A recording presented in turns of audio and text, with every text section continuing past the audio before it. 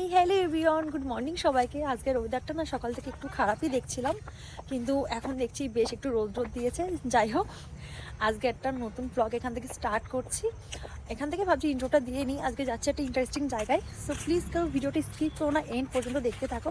লাস্টে অনেকটা টুইস্ট হতে চলেছে, সো চলো। আমরা কিন্তু সবাই মিলে পৌঁছে গেলাম মেয়েদের বর্ষাতে টুরিস্ট পার্কে। তো এখানে আমরা সবাই মিলে এসেছিলাম, আর কে কে ছিল সেটাও তোমাদের সাথে আজকে শেয়ার করবো। তো চলো ভিডিওটা শুরু করি। এখানকার কিন্তু এন্ট্রি টিকিট ছিল মাত্র 30 টাকা। তো আমি আর আমার মা আমাদের টিকিটটা কেটে নিলাম, আর বাদ বাকি সবাই কিন্তু আগেই চলে গেছিলো, বিকজ আমরা অনেকটা লেট হয়ে গেছিলাম। আমরা এতটাই লেট করে গেছিলাম যে সকালের টিফিনটা বাড়ির থেকেই করে বেরিয়েছিলাম। ঢোকার মুখের রাস্তাটা তোমরা দেখতেই পাচ্ছ, এতটা সুন্দর নিট আর ক্লিন যে কি বলবো তোমাদের, আমি তো দেখে চোখ সরাতেই পারছি না।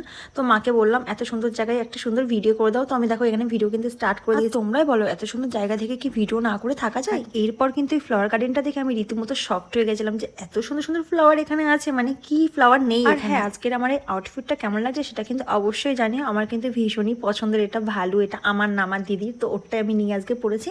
আমাকে আউটফিটটা কেমন লাগছে সেটা কিন্তু জানাতে তোমরা কেউ ভুলো না।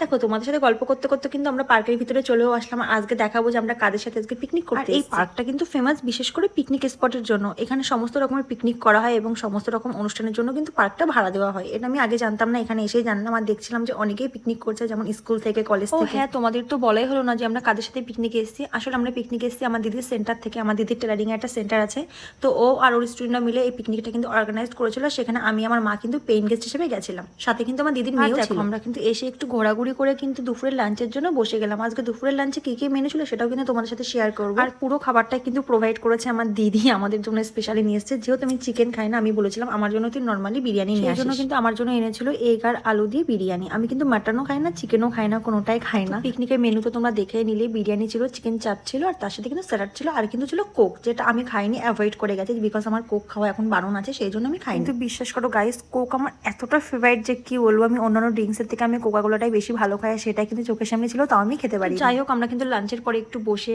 রেস্ট নিচ্ছিলাম, আর তারপরে কিন্তু বাচ্চারা একটু খেলাধুলা করছিল, আর আমরা কিন্তু চারিদিকটা ঘুরে ঘুরে দেখছিলাম। তারপরে কিন্তু পার্কটার পাশে একটা ছাদ ছিল, তো ছাদটা উঠেই আমরা পুরো ভিউটা নিচ্ছিলাম। এত সুন্দর লাগছিল উপর থেকে ভিউটা, কি বলবো। আর এখানে এসে কিন্তু ভালো করে কটা ফটো ক্লিক্স করে নিয়েছে, আর কিন্তু ভিডিও করে নিয়েছে। পার্কের সব থেকে ফেমাস জায়গাটা কি বলতো, এই যে ব্রিজটা এত সুন্দর, মানে এত সুন্দর ফটো ওঠে আর ভিডিও ওঠে এখানে, দারুণ। ব্যাকগ্রাউন্ডটা আমার ভীষণই ভালো লেগেছে। আর দেখো পাশে তোমরা দেখতেই পাচ্ছ, ওই দেখো স্টুডেন্টরা পিকনিক করছে, স্কুল থেকে নিয়ে এসেছিল। আমরা কিন্তু এখানে এসেছিলাম 20 থেকে 25 জন। সবাইকে কিন্তু ক্যামেরার সামনে আমি আনতে পারিনি, কারণ সবাই ক্যামেরার সামনে আসতে পছন্দ করে না, সেই জন্য। এবার কিন্তু আমাদের বাড়ি যাওয়ার পালা ছিল, কারণ সন্ধ্যা হয়ে যাচ্ছিল, প্রায় 5টা বেজে গেছিল, সেই জন্য ভাবলাম বাড়ির দিকে যাওয়া যাক। বিকজ বাড়ি যেতে আমাদের কিন্তু এখান থেকে এখন 1 ঘন্টা সময় লাগবে, যেতে অনেকটা টাইম। তোমরা কিন্তু কারা কারা মেয়েদের এই পার্কটা এসছো আমাকে অবশ্যই জানি। আমি ফার্স্ট টাইমে আসলাম, আমার খুবই ভালো লেগেছে। তোমরা চাইলেও কিন্তু এখানে আসতেই পারো। আজকের আমার এই ব্লগটা কেমন লাগলো সেটা কিন্তু অবশ্যই জানিও। দেখাবে তোমাদের সাথে আমাদের একটা নিউ ব্লগে।